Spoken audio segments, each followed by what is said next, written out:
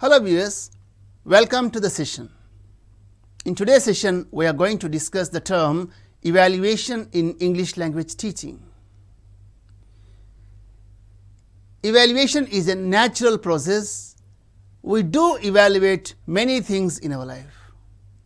We evaluate when we do shopping, we evaluate when we meet a new person, or even we evaluate music or even movies. Here we are going to come across some new terms: testing, measurement, assessment and evaluation. Although these terms look similar, they are different. Let us see how they are different. So, a test is a process for assessing learners' language assimilation to elicit a sample of individual behavior, and generally a test is product oriented. For example, a test in grammar or a test in vocabulary or pronunciation or even a test in reading, they are all end oriented. So, we see the product after administering the test. And then measurement. It is a process of quantifying the characteristics of a person according to explicit rules and procedures. Example, numeric value. So, in a language class, we take the fluency test and we measure the fluency in terms of WPM or words per minute.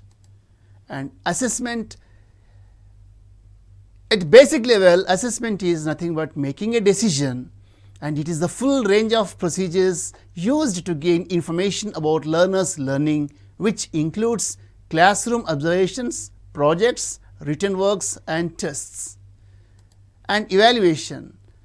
It is the process of determining the changes in behavior through instruction, and it is the systematic gathering of information to make a decision, and it includes both process and product.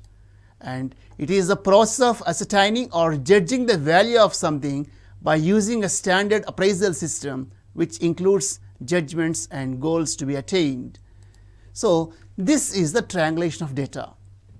The curriculum reflects the instructional objectives, and the curriculum is administered in the classroom in terms of learning experience, and the end is evaluation, and evaluation has its impact on curriculum. So, it is a chain, it is a process, and all these classroom instruction, objectives, learning experiences and even evaluation, they are interrelated and they move in a circle. So, a big question is, do we really need evaluation? Yes, there are the reasons. Evaluation is done to understand the existing process, and evaluation is done to explain, confirm and even modify the existing classroom procedures, and evaluation is done to assess the feasibility of the existing practice and explain why they are so. And it is done to assess the suitability of the materials prescribed, and it is done to assess the entire teaching learning process, and it is done to examine all the factors that contribute to the learning process, and it is done to know how much and how effectively the learner has attained the objectives. Now, the question is, what do we evaluate in English language education? These are: evaluation is done at various levels: phonology or the system of pronunciation, grammar or syntax, and even vocabulary. And if you look into the skills that are associated with evaluation, they are listening, speaking, reading and writing. And sometimes the level and the skill can be integrated. For example, when we are working with a minimal pair, and when the students are asked to identify the particular sounds, the focus is on listening as a skill, as well as the level is phonology. And spotting the errors or identifying the errors in the sentences, if you see that, the focus is on reading as well as grammar. So, in evaluation, we can link the levels with the skills. And how is evaluation done? Evaluation is done in terms of tests and questionnaires, observation schedules, self-assessment forms, diaries, interviews, classroom observations, document survey and portfolios. And let us see, we have already done a test is a set of standard tasks that are attempted by a group of learners in order to demonstrate their knowledge and ability. And test components. What can we have in a test? First, content. The test should reflect the content. For example, in a maths test, the content of mathematics; in an English test, the content of English which is prescribed, or even a science test. And tasks. What are the tasks we can see in a test? We can have a reading task or even a writing task, vocabulary task, etc. And test components. What are the test items? And we can have different forms like true or false type, yes or no type, multiple choice, short answer, essay type, etc. And method. How is test administered? Or is it paper based or online mode or individual or even take home test? And ultimate is measurement. The end of a test is nothing but marks or grades. And here we can see there are many types of tests we do, and here we are going to discuss them: diagnostic test, proficiency test, placement test, achievement test and aptitude test. So, diagnostic test. The term itself suggests that a diagnostic test helps the teacher to identify the strengths as well as the weaknesses of the learners. And generally, a diagnostic test is administered at the beginning of a course, and it helps to discover learning gaps, and it leads to remedial teaching. Example, a baseline test. It's a good example for diagnostic test. Once we administer baseline test and we see where our students are strong and where they are weak and how to fill the gaps. So, a diagnostic test leads to remedial teaching. Next is a proficiency test. It is very familiar, and a proficiency test is syllabus free test, and it is designed to measure learners' ability to use language at a specific level. For example, TOEFL or test of English as foreign language, and IELTS and TOEIC, test of English for international communication. So, these are good examples of proficiency tests, and no syllabus is prescribed for these tests, and the overall ability of the learners is assessed. And we all know for in TOEFL it is measured in terms of points, and IELTS it is in terms of band. So, the ultimate goal of a proficiency test is to measure learners' ability or competence in a particular language. And placement test, and placement test helps the teacher to place the student at a particular level, and it can be both norm reference test and criterion reference test. And a placement test helps us to assess the learners and assign them places in the order of merit. And norm reference test is cutoff based. We all know in competitive examinations there is a cutoff mark. So, whoever have crossed the cutoff mark will be declared successful. In the other side, if the top 50 or top 100 are declared successful, it refers to percentile, and it is criterion reference test. So, a placement test can be norm reference or criterion reference. And achievement test, it is very familiar. It is based on the content or syllabus which is prescribed and which is already completed, and generally an achievement test focuses on the end product, and they can be of two types: one teacher made test as well as standard tests. Public examinations are good examples for achievement tests. Sometimes teachers prepare their question papers and they administer in the classroom. So, achievement test can be teacher made as well as standard, and it aims at the skills the learners have acquired and the retention of the content, and it helps to declare the final result. So, the end of achievement test is awarding marks or grades to the students after completing the course. An aptitude test, and it aims at assessing the proficiency of the test takers for taking up a specific job or a course of study. So, aptitude test is profession specific and it helps to measure the awareness or orientation. A test TESOL and CELTA are internationally accepted aptitude test, and of course, now we are going to take the exam TET. It is also a good example of aptitude test. And what are the qualities of a good test? A good test should have validity, reliability, usability. So, what is validity? It refers to different aspects such as content, consistency and usefulness. And again, we can look into the other terms of validity. Face validity means a test should look like a test, and it should have a format, and it should have all the necessary details, the date of the test and the time, marks allotted and marks assigned. And content validity, a test should cover all the content or syllabus prescribed. For example, for a test 2 or 3 units are prescribed and all the test items are taken from just one unit, it will not have content validity.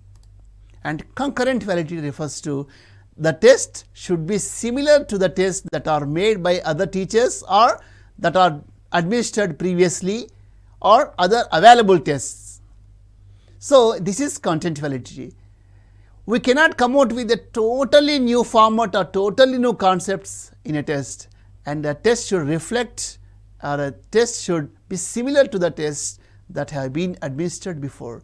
And predictive validity refers to the test should be able to reflect and predict students' future performance. So, always testing, it has its implications on the students, and tests, they help the teachers to design the curriculum, to bring in changes in the classroom procedure. And reliability refers to there should be little fluctuation of scores of the students with reference to the test they have taken. For example, a test is administered in the class, the strength of the class nearly 50, only 2 or 3 students have gained 40 plus and all the other students they scored only 10, 15, 20. In that case, the test does not have reliability. That means the range must be minimum. The difference between the best mark and the least mark should be minimum. And scoring, a good test should give scope to scoring. And variety, a good test should have a variety of test items. So, we have already come across different test items. So, a good test should have essay type questions, short answer, multiple choice questions, fill in the blanks, and all the different types of test items should be included in a test. And primarily rubrics are very important. Good instruction, what do we expect from the learner, that is very important, and a good test should give clear instructions. What should the child do? And the time allotted to the test should be sufficient. For example, a test with 20 or 30 test items and the time given is only 15 minutes, it is impossible, they may not do. Or sometimes very simple test items are given nearly 10 or 15 and time is 4 hours, meaningless. So, the time assigned for the test should be sufficient for almost all the children to take the test. And evaluation, there is a slender difference between assessment and evaluation. Evaluation can be considered as academic assessment, and we can see 2 types of evaluation. One is formative evaluation and summative evaluation. Formative evaluation is process oriented and summative evaluation is product oriented. And formative evaluation, it is ongoing and continuous, whereas summative evaluation is periodic or even end product. And our slip test and formative assessment, good example of formative assessments, and summative examination 1 and 2 are examples for summative evaluation. And why do we take up formative evaluation? It is to correct, help and improve, whereas summative evaluation is meant to evaluate. Formative evaluation can be either external or internal, or sometimes even self or peer and class, whereas summative evaluation is usually external. And for formative evaluation, feedback is immediate, whereas for summative evaluation, feedback is given after a gap. And formative evaluation is very specific, whereas summative is overall grade or rank. And we have already discussed formative evaluation is process oriented, whereas summative is product oriented. And formative evaluation has its impact on the learners. Normally, formative evaluation is done to benefit the learner, whereas for summative evaluation there is no scope of any, because once the result is declared, there ends the matter. And here are the tools. Formative evaluation is done by questionnaires, observation schedules, checklists, self-assessment forms, interviews, diaries and classwork, for example, notes or classwork that the children do, and even slip tests. And even you can include projects here. Whereas for summative evaluation, feedback sheet or semester or term examination, we have already discussed 𝗧-1 and 𝗧-2. And what are the techniques of testing? Testing can be subjective as well as objective. So, these are the examples for objective testing. Generally, objective testing is closed and fixed response.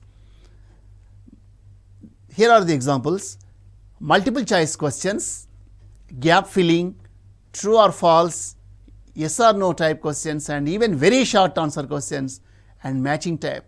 So, if we look into objective test items, the response is very fixed. If you take a MCQ type test item, the answer may be either A or B or C or D. You cannot have both answers, A or B or C or D or even A, B, C. It is impossible.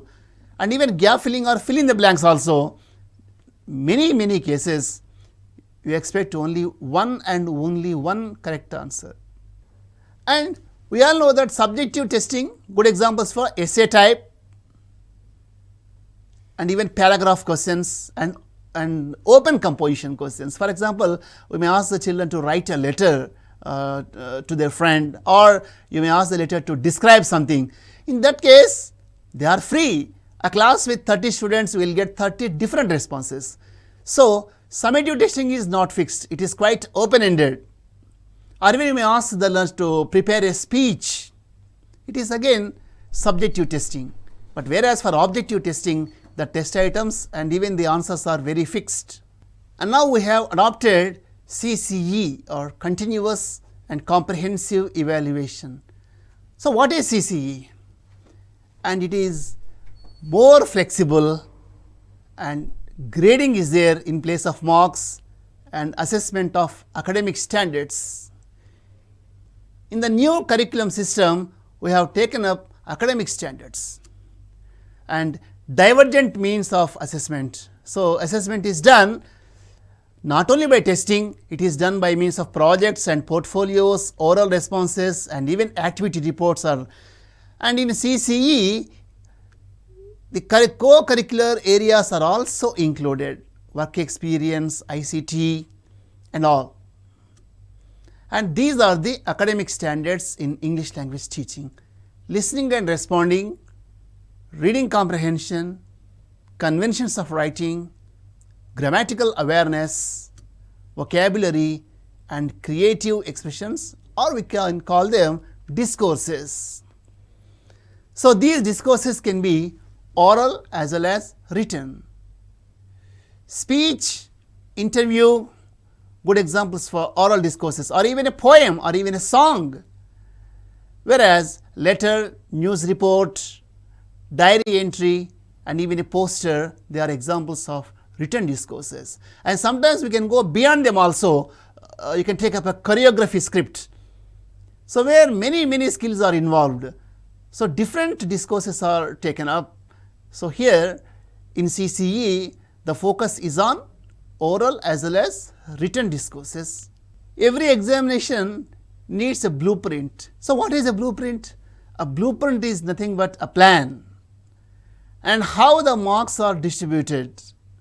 And if you see the SSC examination paper right now, you can see these are the academic standards: reading, grammar and vocabulary, and creative writing. These are the academic standards.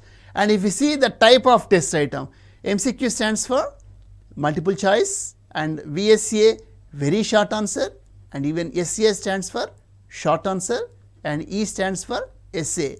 So, generally short answer and essay are quite open ended, and multiple choice and VSA are quite objective. So, how marks are distributed? And for reading, the weightage is 25 marks, whereas for grammar and vocabulary 35 marks, whereas for creative writing 20 marks. So, we all know that in CCE the summative examination is administered for 80 marks, and what about the remaining 20 marks? They are taken from formative assessment. For example, in the course the children take up 4 levels FA 1, 2, 3 and 4, the average of 4 FAs for 20 marks will be taken, and it is added to the end result. So, if you see, if the summative examination is for 80 marks and the matching is done, and the formative assessment contributes the part in total 100. So, in CCE we never look into marks, rather the marks are changed, the marks are presented in terms of grades. And how can we assign grade? Right, this is the strategy. So, if a child scores marks between 91 and 100, he will get A1, and if he scores between 81 and 90, he will get A2, and the child scores between 71 and 80, it will be B1, from 61 to 70 B2, and from 51 to 60 C1, and 41 to 50 C2, between 35 and 40 D, and below 34 is E or fail. And how the grade points are given? A1 is reflected as 10 points, whereas A2 9 points, B1 8, B2 7, C1 6, C2 5, D 4, or even E is 3. So, if a child scores either E grade or GPA 3, it means he is not successful. And one important thing in CCE is it enhances healthy competition. You know, the difference between 91 and 92 or even 97, 99, it is nothing to do with CCE, because a child who scores 91 will be awarded A1, and a child who scores 99 or even 100 marks also is awarded A1. So, CCE opens the doors for healthy and congenial competition. So, dear viewers, in today's session we have discussed evaluation and assessment, and we have come across 4 different terms: test, measurement, assessment and evaluation. Evaluation and CCE are continuous and comprehensive evaluation. And we have come across the terms like testing, measurement, assessment and evaluation. And evaluation is a lifelong process, it is continuous, it is done at every level, and evaluation has its implication on us. And evaluation is done formally as well as informally, and evaluation is done directly or even indirectly. For example, if you take up classroom observation, it is quite indirect mode, and sometimes the teachers evaluate the students and the students also evaluate the teacher, and even evaluation is done even by our colleagues, and evaluation is done by heads of the institutions. So, evaluation is a very broad term. As far as English is concerned, we focus on the 6 academic standards: listening and speaking, reading, writing. Writing is done in terms of discourses, or we call them creative writing, conventions of writing, grammatical awareness and vocabulary. You can take any standard test paper and we can see how marks are distributed, and you can see that the question paper reflects, the question paper covers all the academic standards.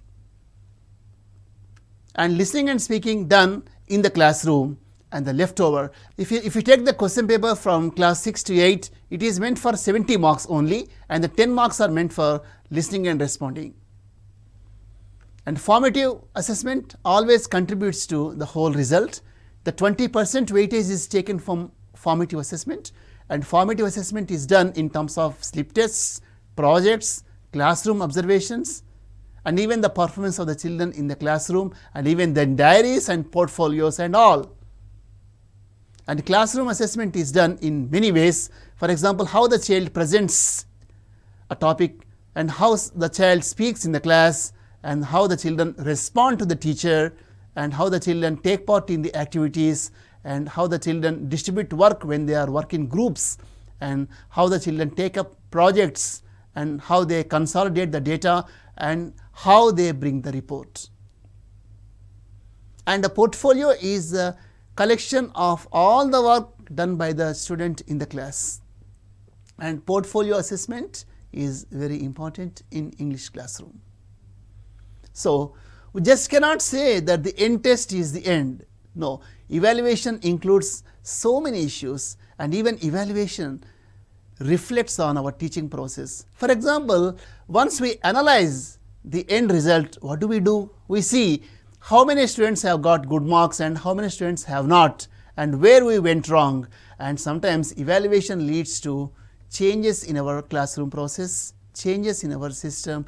Maybe the teacher can adopt a new strategy for better results in the next classes. So, evaluation is continuous as well as comprehensive.